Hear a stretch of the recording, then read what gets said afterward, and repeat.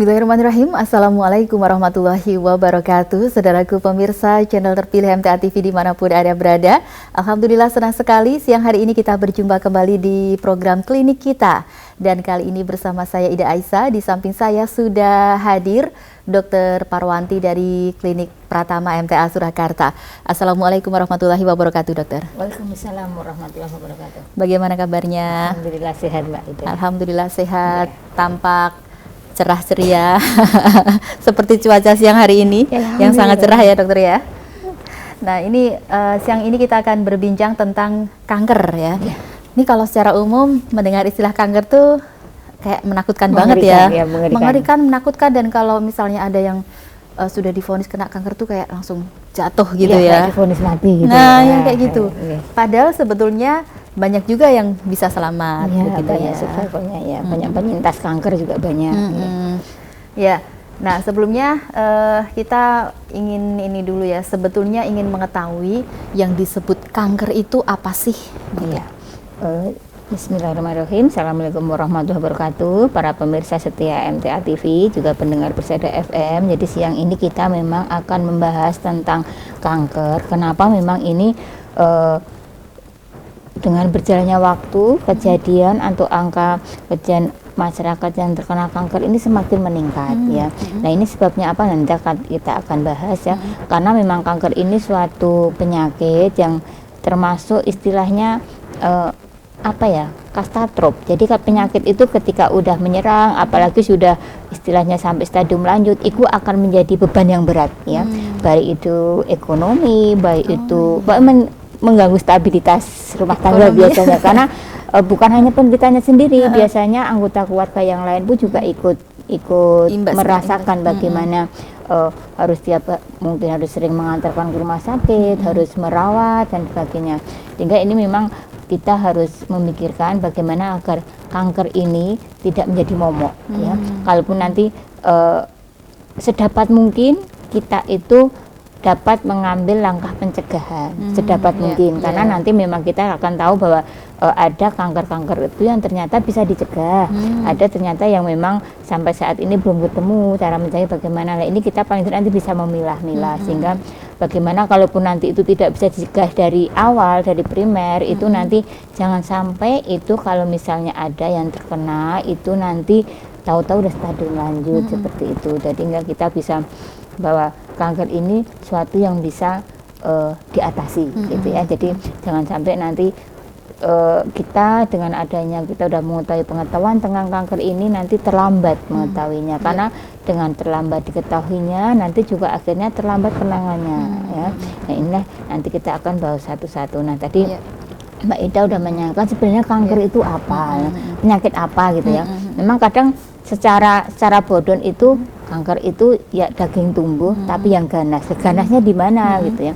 Jadi memang di dalam tubuh kita itu biasanya kalau sel-sel tumbuh itu ada aturannya ya. Ya kita dari kecil, dari bayi lahir baru kan ada sel yang tumbuh ya, ada yang tumbuh, tapi itu terkendali. Jadi terkendali.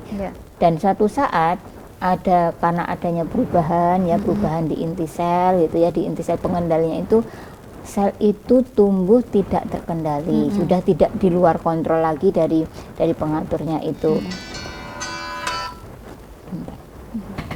Sehingga apa? Sehingga memang ini akan menjadikan tidak hanya sel ini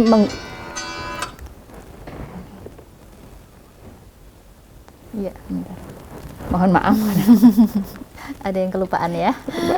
Jadi dengan adanya pertumbuhan yang tidak terkontrol ini akan mendesak ya, bahkan mendesak organ-organ yang lain, bahkan kemudian itu akan membuat harusnya misalnya gizi aja ya, gizi itu dikonsumsi oleh sel-sel tubuh yang lain itu dihabiskan oleh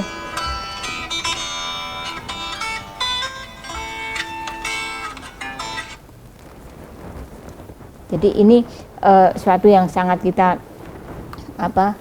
perhatikan kalau memang ini terjadi atau menyerang tubuh kita ya.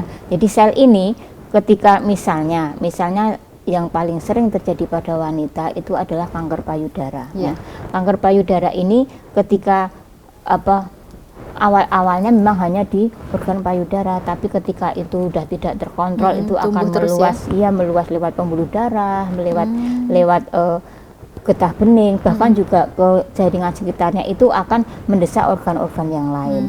Ke darah nanti bisa sampai ke liver, sampai ke paru-paru, sampai ke otak, sampai ke tulang, bahkan bisa sampai ke mana-mana. Itulah yang nanti akhirnya itu akan membuat stadium yang lanjut. Nah, tadi Mbak Aida, kalau tumor itu apa? Lah sebenarnya ini ya, tumor itu ya kalau ada pertumbuhan jaringan yang tidak terkendali tadi, memang istilahnya sebenarnya tumor ya. Nah, tumor ini dibagi menjadi dua macam ya. Yang satu itu tumor jinak, yang satu tumor ganas. Nah, tumor ganas inilah yang disebut kanker atau dalam Inggrisnya cancer. Kenapa kok disebut kanker? Coba gambar yang satu, Mas, gambar nomor 1. Ya, bisa ditampilkan ya. Gambar nomor 1. Jadi ini kalau kita dulu itu ada zodiak ya, Mbak ya. Ada bintang Cancer. Itu lambangnya apa, Mbak? Apa sih? Kepiting. Yang nomor 1, gambar nomor 1, Mas. Yang gambar nomor 1 gambar kanker. Ini kalau zaman sekarang malah merah-merah gini kayak corona ya. Ya. Yang gambar nomor 1 pertama kali itu, Mbak. Iya. Yang merah ini ya. Nah, ini memang sifat yang nomor 1 tadi ya.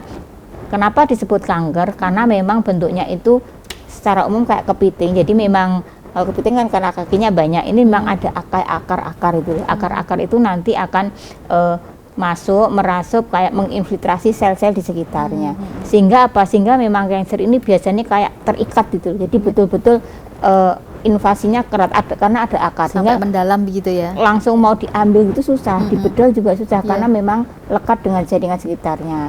Sehingga ini yang menjadikan kanker ini suatu yang ganas-ganasnya karena memang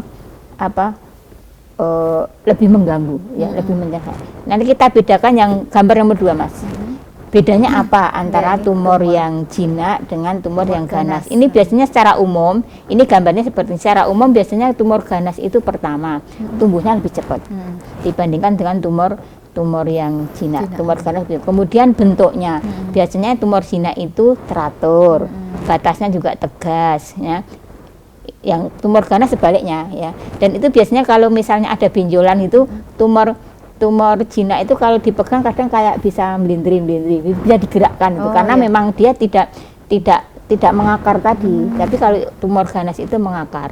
Dan ini memang karena memang dari sifat seperti ini tumor jinak biasanya susah tidak menyebar ya, karena yang tumor ganas menyebar. Dan ini memang nanti juga bisa ini tergantung juga dengan istilahnya jenis tumornya. Tapi kalau tumor yang padat biasanya seperti ini. Ini yang tumor jinak yang kiri ya? Yang kiri, bulat teratur seperti itu. Biasanya kalau ada kita bisa istilahnya bisa menduga lah kalau kita kok ada benjolan dok, benjolannya kemudian dipegang kok jelas tegas, apalagi tegas kemudian kenyal bundar digeser-geser juga kayak bisa tidak itu biasanya itu sifatnya jinak. Atau yang disebut uci-uci itu ya kalau kita ya.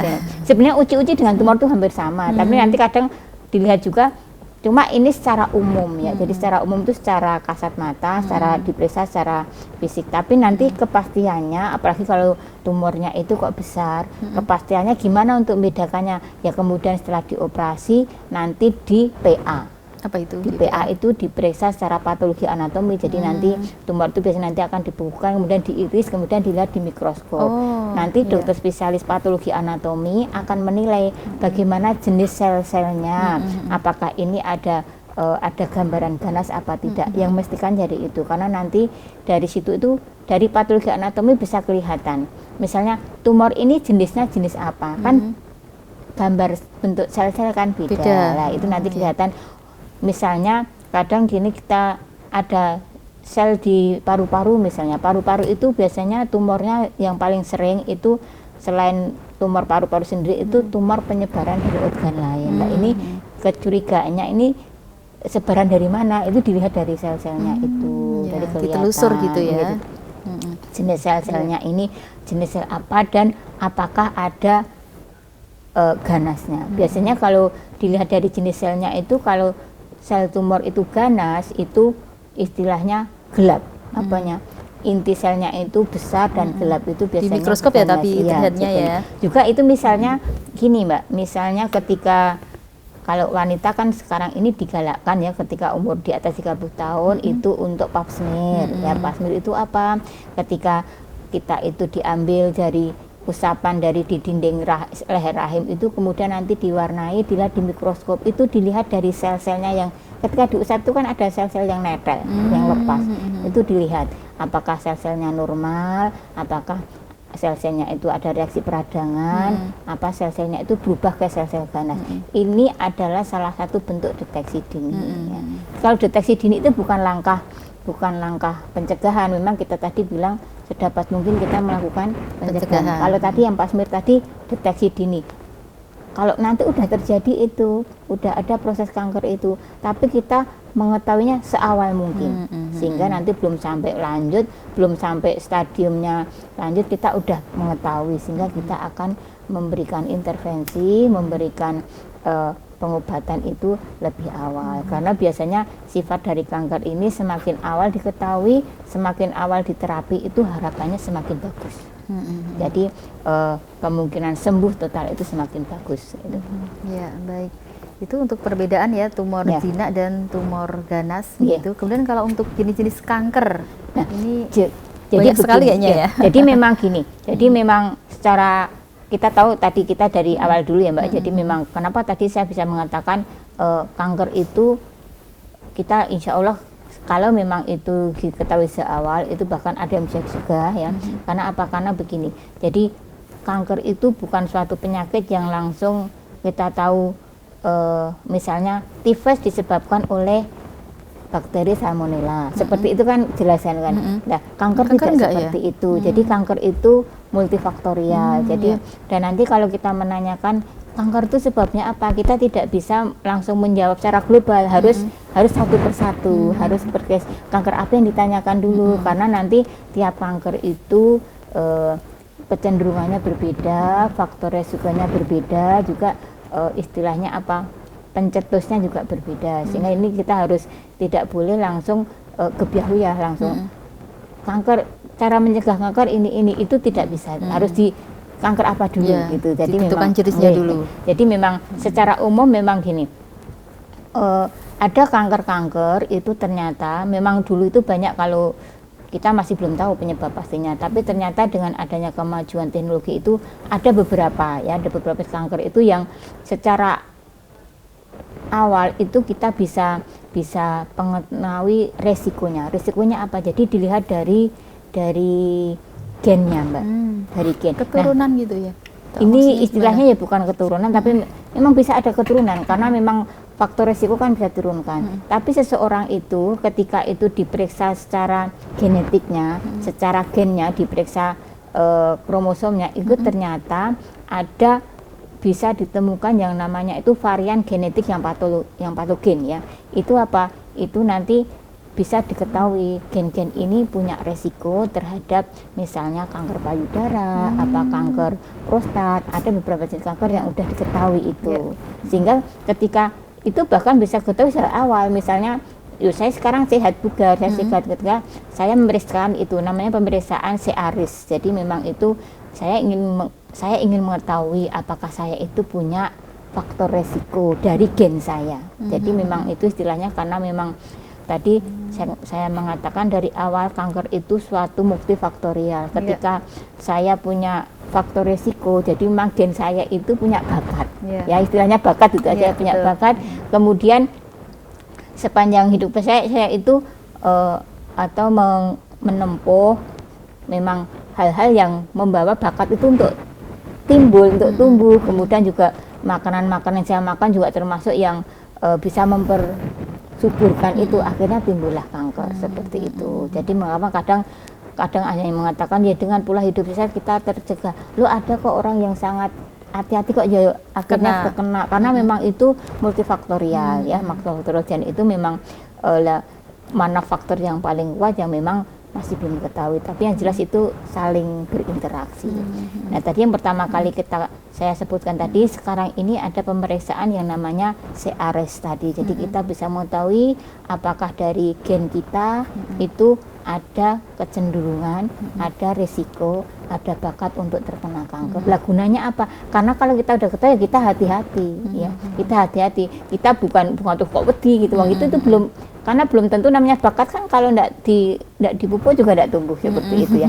Jadi dengan adanya misalnya kita ternyata saya punya gen yang patologi ya, gen varian yang patologi untuk misalnya kanker payudara, maka saya akan berhati-hati. Misalnya sebagai seorang wanita, saya tidak mudah-mudah untuk menggunakan hormonal ya, misalnya ada yang mau kontrasepsi, ya jangan menggunakan kontrasepsi yang hormonal. Juga termasuk nanti misalnya dijaga betul berat badannya, karena memang nanti ada berat badan itu juga salah satu dari faktor timbulnya kanker. Baik ya, nanti disambung lagi di sesi yang kedua.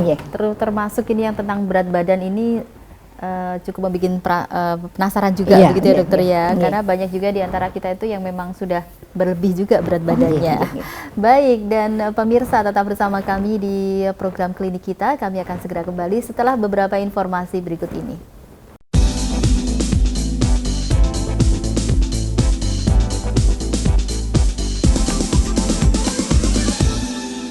Baik pemirsa, kembali di program klinik kita masih berbincang tentang tema kita kanker bersama Dr. Parwanti dari Klinik Pratama MTA Surakarta, dan tentu saja kita mengundang Anda pemirsa yang ingin bertanya di 02716793000, SMS dan juga WhatsApp di 08112553000. Ya baik dokter, tadi terakhir kita ini ya, dokter menyampaikan bahwa salah satu faktor pemicu kanker tadi karena berat badan begitu ya.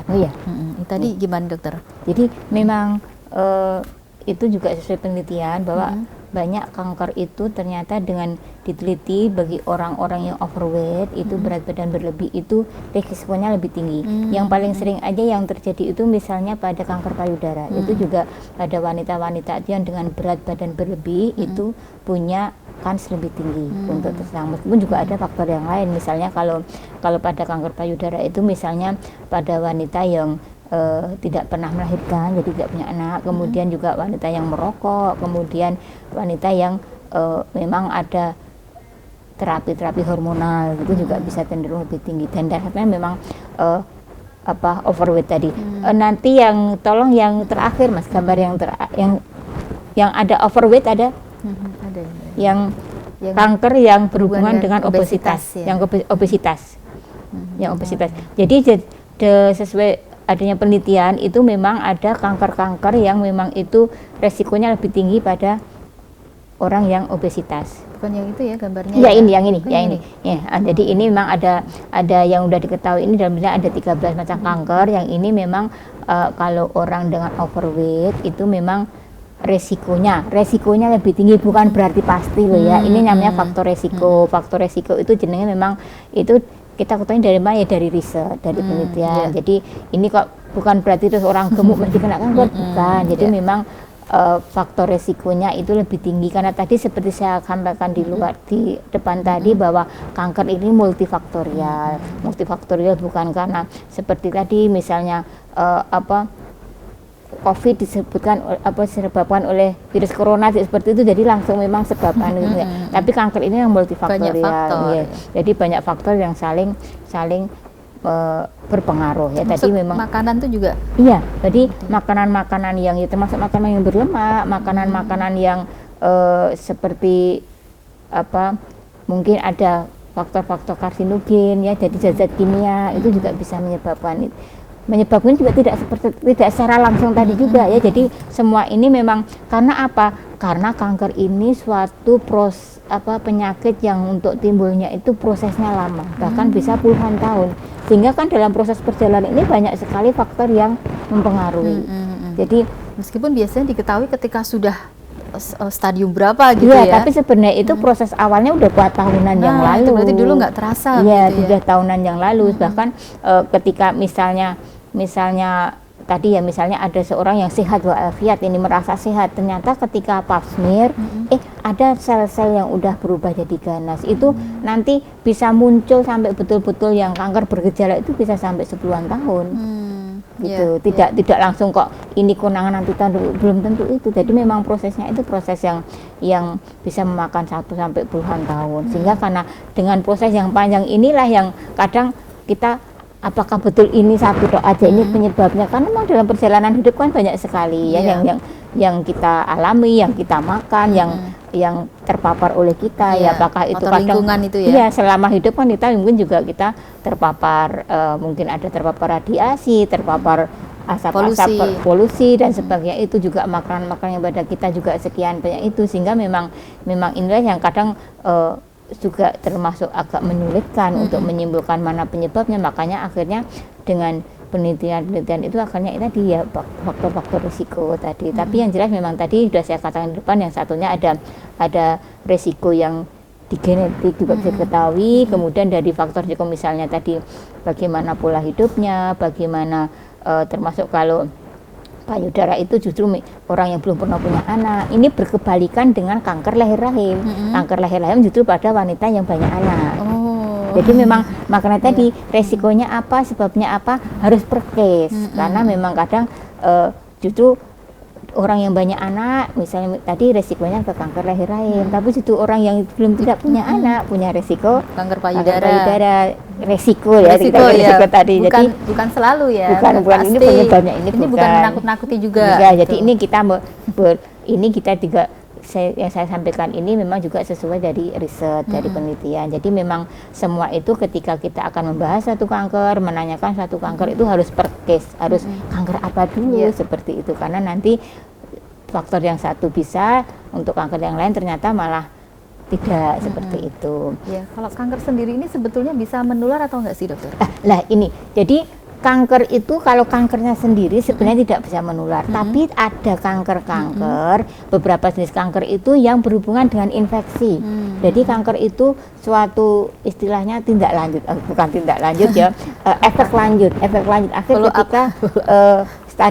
ketika sebelumnya itu ada infeksi yang ketika itu tidak berlanjut, nah itu bisa menjadi pencetus kanker ini.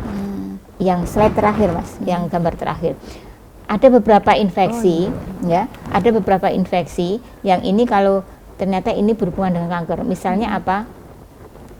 Yang terakhir infection and cancer. Tadi yang jelas yang udah ketahui ya Mbak Ida, satu itu infeksi dari virus papiloma ya, HPV, human papilloma virus itu ini yang menyebabkan kanker leher rahim. Kemudian ada Epstein-Barr virus, ini yang menyebabkan limfoma dan kanker nasofaring, kanker di tenggorokan. Kemudian ada lagi virus hepatitis. Virus hepatitis itu juga bisa kalau berlanjut itu bisa menyebabkan dari kanker hati. Nah, ini yang menular virus-virusnya ini. Jadi virus-virus yang ini yang bisa ditularkan ke orang lain, dan nanti ketika infeksi itu berlanjut memang bisa berkembang menjadi kanker seperti itu, sehingga yang menular bukan kankernya, tapi memang infeksi yang sebelumnya terpapar ini. Yang paling sering ini yang sudah dengan adanya diketahui ini memang ada kanker yang sekarang ini diusahakan ada vaksinnya. Yang sekarang itu sudah dikembangkan itu adalah dari vaksin dari human papilloma virus ini. Jadi vaksin dari HPV virus ini sekarang udah dikembangkan, bahkan ke depan insya Allah udah wajib ini ya untuk di Indonesia ini udah di istilahnya kayak mungkin percontohan gitu ya, ini di sasarannya adalah untuk anak putri SD kelas 5 dan kelas 6. Oh ya, ini apa sih jenisnya kalau resiko kanker apa ini kalau kanker leher rahim?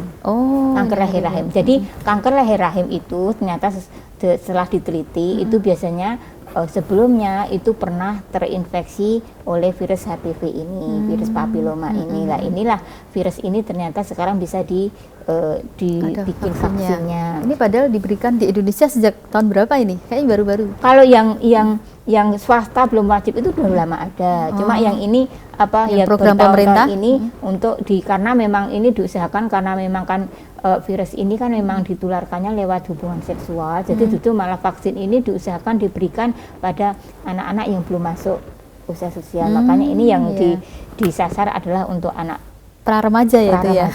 SD. Jadi ini yang diutamakan Mbak Putri dulu karena memang ini meskipun pria juga beresiko untuk terinfeksi human papillomavirus, ini bisa ke depan juga bisa jadi mungkin kanker kelamin, jadi juga kanker anus. Tapi memang yang paling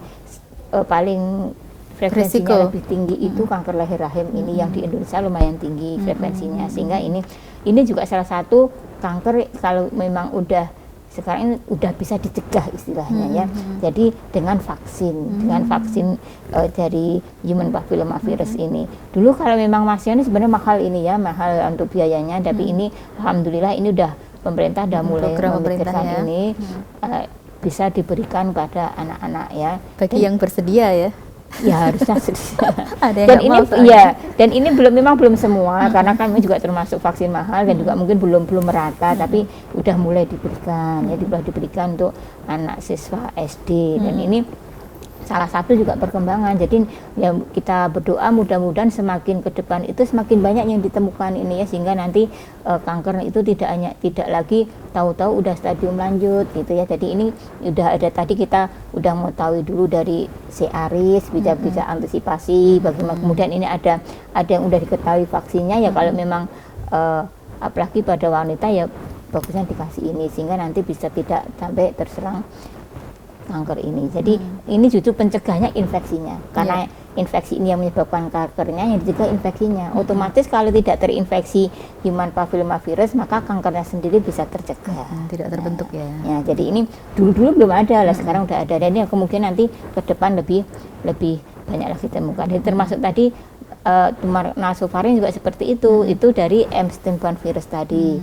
Infeksi itu juga setelah berlanjut bisa memicu adanya kanker nasofaring. Jadi itu juga yang ditularkan, yang menular virusnya. Sehingga memang kalau seperti ini memang karena kan ini kan di saluran nafas ya, jadi memang mungkin bisa menular ke orang-orang terdekatnya. Sehingga kadang kalau ada seorang di keluarga itu terkena misalnya kanker nasofaring ya anggota keluarganya bisa dites untuk virusnya ini gitu. Tapi kalau kayak human papillomavirus tadi, karena itu kan memang penularannya lewat biasanya hubungan seksual, maka ya biasanya mungkin kalau udah berkeluarga ya pasangannya juga dicek bisa gitu.